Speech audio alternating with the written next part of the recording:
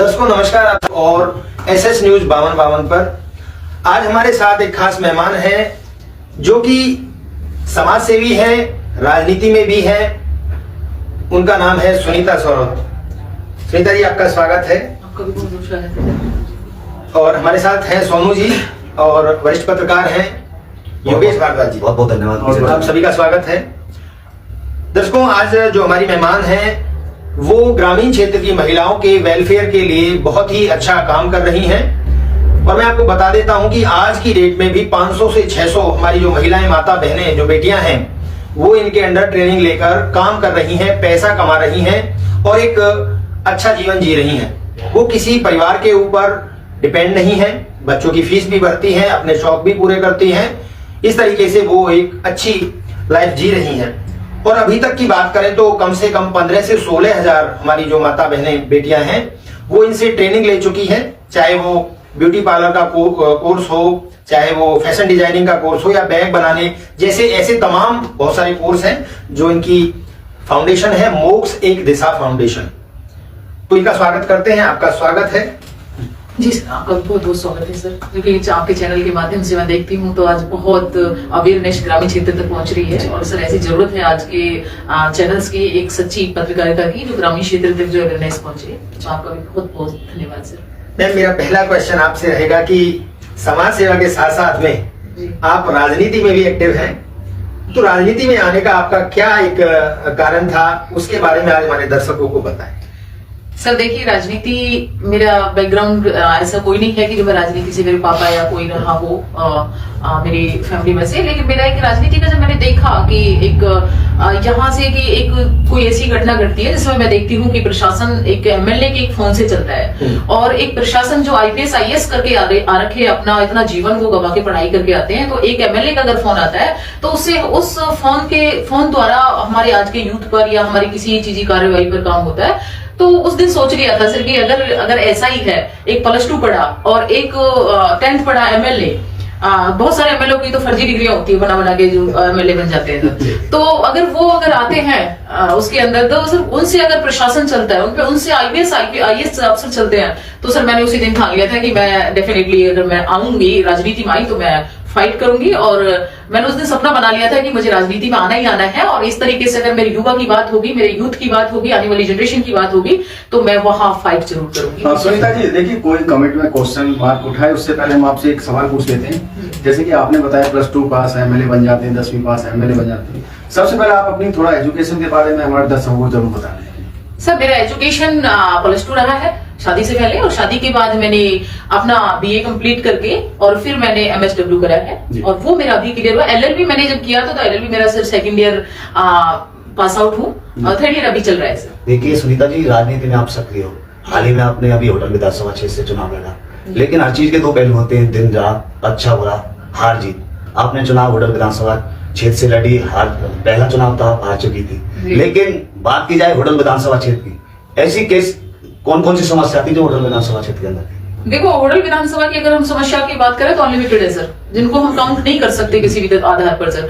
तो अगर मैंने जो इलेक्शन फाइट किया तो सर मैंने कहा कि मैंने अपना सपना बना लिया है, ये मैं करके रहूंगी। तो सबसे पहले सर मेरा फोकस था हमारे ग्रामीण क्षेत्र को, कहते हैं कि हमारे माननीय प्रधानमंत्री जी कहते हैं कि हर एक गाँव को जगमग बनाना है, हर एक गाँव को स्वच्छता के आगे लाना है, हर एक को उसको विधानसभा को एक ऐसी एक नंबर 1 विधानसभा बनाना है। तो मैंने अपने लिए होटल विधानसभा आती है सर। जब मैं उसमें गई ग्रामीण क्षेत्र में देखा तो सर कहाँ आप देखोगे कि रास्ते बना देते हैं, रास्तों को फिर 1-2 महीने बाद खुद के डाल देते हैं। आप कहोगे कि उसके नाम पे, जगमग के नाम पे कुछ दिन लाइट्स उसमें लाने के लिए दे देते हैं, उसके बाद सारी लाइट्स खंभों से उतार के रख ली जाती हैं। ये चीजें जब होती रही, देखती रही थी, मेन समस्या थी। आज जो महिला बेटी अगर हमारे वहां से ट्रेवल की वजह से अगर वो कॉलेज तक नहीं जा पा रही है और अगर उसकी पढ़ाई वहीं स्टॉप हो रही है, हमारा जो 8th क्लास तक का स्कूल है और उसको स्कूल को हम 10th +2 तक कराना चाहते हैं, तो वहां कोई एक एमएलए ऐसे कोई काम ही नहीं कर रहा है। ऐसी मेरे ग्रामीण क्षेत्र की दुर्दशा हो चुकी है सर। वहां एक जैसे लगते हुए थोड़ा सा बैग कह देंगे बैकअप उससे आता है, जो ग्रामीण क्षेत्र जो बैग एक कहेंगे की भाषा में सर बिल्कुल लो जिसको मानते हैं रूरल एरिया तो सर है ही, होटल विधानसभा को नहीं माना जाता है, बट एक बिल्कुल लो उससे आता है। तो वहाँ की अगर हम साथ साथ देखेंगे, पढ़ाई देखेंगे तो सर 5वीं करके 6ठी क्लास पढ़ के लड़की पढ़ना नहीं चाह रही आगे, माँ बाप भेजना नहीं चाह रहे हैं। ऐसी मेरे क्षेत्र की दुर्दशा बनी हुई है सर। क्यों? क्योंकि कहते हैं कि हमारी लड़कियों का आज हमें डर है, इतनी निडरता मतलब खत्म हो चुकी है सर। वहाँ डर का माहौल इतना है कि लड़कियों को हम स्कूल तक भी नहीं भेज पा रहे हैं। तो सर मेरे मेन मुद्दे यही रहे थे कि मैं अगर होटल विधानसभा का एक अगर मैं वो देख पाती हूँ तो पहली थी मेरी स्कूली व्यवस्था सर, फिर थी सर मेरी ट्रैवलिंग के जो स्कूल करके जो कॉलेज तक लड़की को जाना है सर वो व्यवस्था, फिर एक थी जन्म गांव को लेके सर अगर सही मायनों में जो गवर्नमेंट जो ग्रांट प्रोवाइड कराती है उस ग्रांट को अगर सही मायनों में एक ग्रामीण क्षेत्र में लगाया जाए तो सर ऐसे बार बार उस ग्रामीण क्षेत्र को जन्म बनाने की जरूरत ही नहीं है सर, एक बार में ऐसे चमकेगा हर ग्रामीण क्षेत्र। और जो कि 65 हमारे गाँव आते हैं होटल विधानसभा में, तो सर इतना मुश्किल नहीं है कि हर बार उनकी दुहाई देनी पड़े और हर बार उन पे काम किया जाए। तो क्या लग रहा है आपको कि इसके पीछे कोई करप्शन है या उनकी राजनीतिक मंशा कम है, क्या कहेंगे, या फिर लोग जागरूक नहीं है?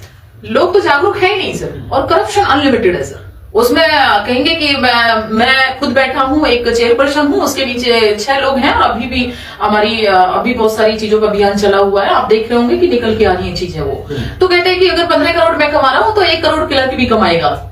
ये सारी चीजें हैं सर, देखने को मिलती है। और अगर कोई उनकी सही निगरानी से अगर उनको अपडेट करता रहे तो सर बहुत। वीरेंद्र जी एक बात कहूंगा, एक शेर है, वो शेर जरा दोबारा सुना दे, वो लुटेरा वाला एक शेर सुना दे।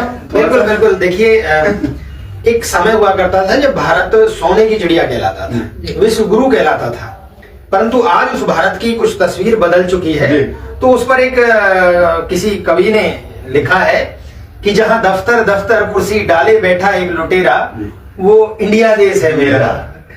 तो शायद आज हर दफ्तर के अंदर एक ऐसा इंसान बैठा है जिसने कहीं ना कहीं लूट, करप्शन और ये जो गलत माध्यम से पैसे कमाए हैं, जो लाभ लोगों तक पहुंचना चाहिए था वो लाभ उन तक पहुंच नहीं रहा है। सुनीता कागजों में पूरा चल। सुनीता जी बात करें पिछले 12 वर्षों से मोक्षित दिशा फाउंडेशन के जरिए आप महिला बेटियों के उत्थान के लिए कार्य करें, कैसे मन में विचार आया कि महिलाओं की सेवा की जाए, बेटियों की सेवा की जाए? सर मैं एक महिला हूँ, और एक महिला जब मैं कौशल विकास प्रोजेक्ट के अंदर आई तो मैंने देखा कि महिलाओं की बहुत ज्यादा, जब मैं मुझे लीडिंग पावर जब दी गई तो मैंने देखा कि वहाँ ग्रामीण क्षेत्र तक जब मैं पहुंची पहली बार तो उसमें देखा कि वहाँ बहुत सारी ऐसी महिलाएं हैं जो कहना चाहती है कि मैम हमारे लिए वर्क लाओ, हम सीखना चाहते हैं, हम कुछ करना चाहते हैं, क्यों जरूरत पड़ी है आपको। मैंने उनके सवाल जवाब किए तो ग्रामीण क्षेत्र का यही था कि मैम शहरी क्षेत्र में तो बहुत सारी एक्टिविटी, बहुत सारी चीजें बनती है, लेकिन हम ग्रामीण क्षेत्र पर क्यों ध्यान नहीं दे पाते लोग। तो सर वो मेरा एक फोकस रहा कि मैं अगर मैं पावर में आती हूँ या मेरे पास कोई कौशल विकास प्रोजेक्ट मेरे अंडर आते हैं, मैं चला पाती हूँ, तो सर मैं ग्रामीण क्षेत्र सबसे पहले चुनूंगी शहरी क्षेत्र को छोड़ के, क्योंकि शहरी क्षेत्र के पास बहुत सारे सर